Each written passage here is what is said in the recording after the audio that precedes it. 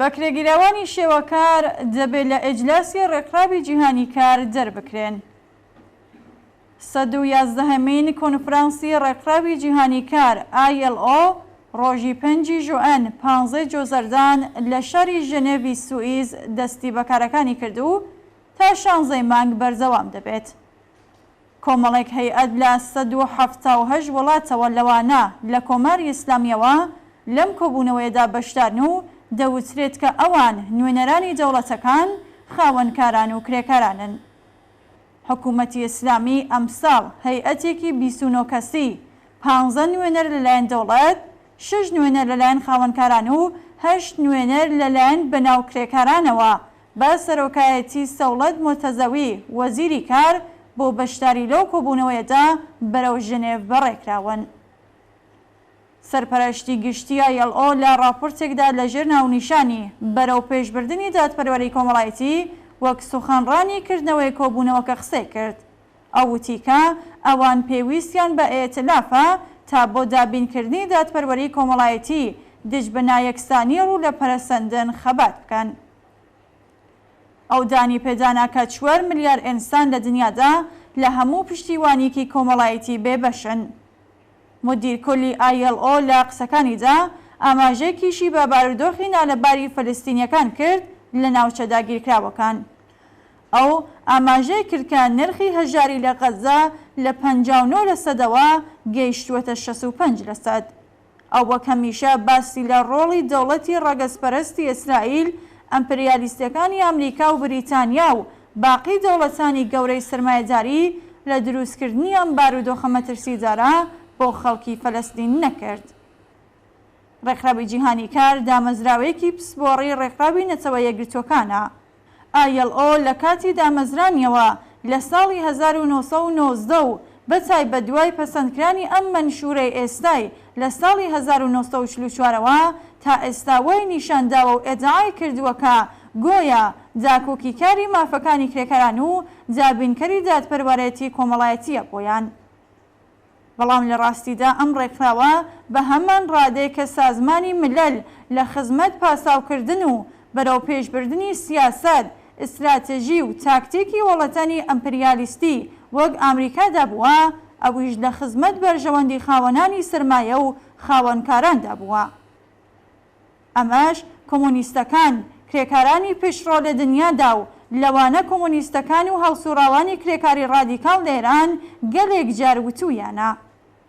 بەرپرسانی ئەم ڕێکخراوە باش دەزانن کە کۆماری ئیسلامی یەکێک لە دیکتاتۆرەهار و دژە کرێکاریەکانی بەسەر وڵاتدا داسەپاندووە و بە خستنە ژێرپێ بەڵێننامەکانی ILO لە ڕێگای سەرکوت و فریودانەوە هەوڵیان داوە تا کرێکارانی تێکۆشەر لە ئێران لە یارمەتیدان بە دروستکردنی ڕێکخراوی سربەخۆی کرێکاری سارد بکەنەوە.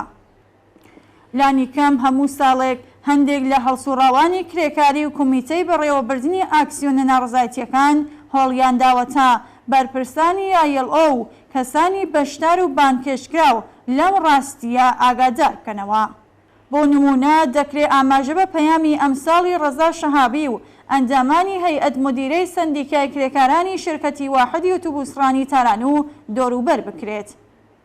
ڕەزا شەهابی لە ڕێکەوتی 2 ژوئن بەرامبەر لەگەڵ 12 مانگی جۆزەردان لە پشمیلەکانی زیندانی ئەڤینەوە پەیامێکی ڕۆشنگرانەی بۆ بەشدارانی کۆبوونەوەی ساڵانەی 111مین نارد.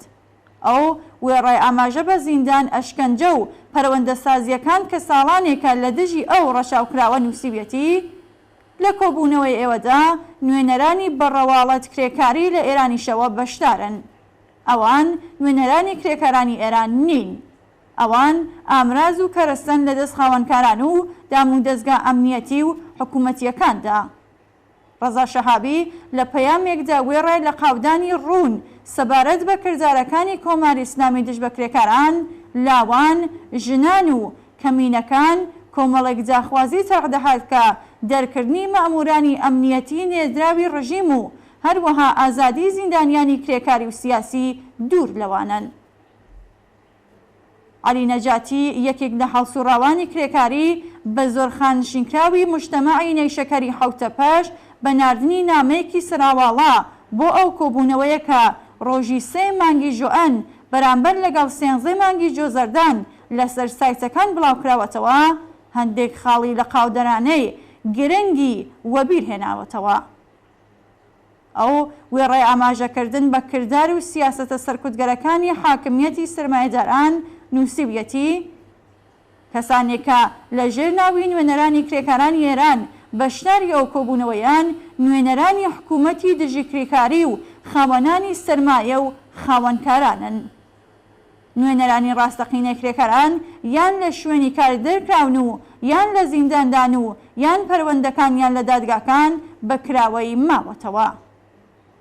عەلی نەجاتی وێڕای ئاماژە بە بزوستنەوەی ئازادی خوازانەی ژن ژیان ئازادی کوشتاری زیاتر لە 576 شۆڕەشگر گرتنی دەیان هەزار کەس و ئاعدامکردنی ڕۆژانەی تێکۆشەران و خەڵکی بێتفا کەسانی بەشدار لە کۆبوونەوەکەی لە زۆمرەی هەمان ئەو سەرکوتگەرانە داناوە و خوازیاری دەرکردنیان بووە لە کۆبوونەوەکە.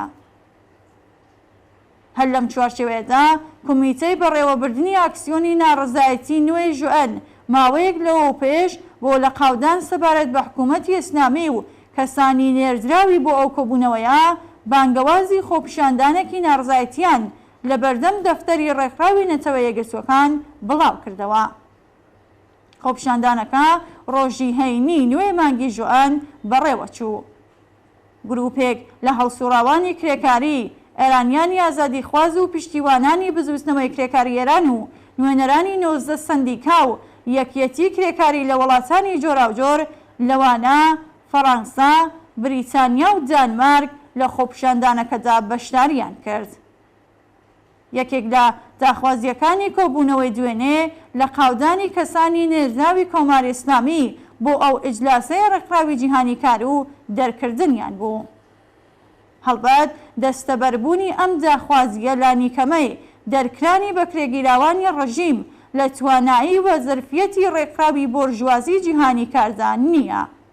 بەڵام کردداری لە قاودرانەی هەڵسوڕاوانی کرێکاری و سیاسی ئێرانی و خارجی ئەمساڵ لە ساڵانی ڕابردوو زیاتر کاردانەوەی ئەرێنی هەبووە.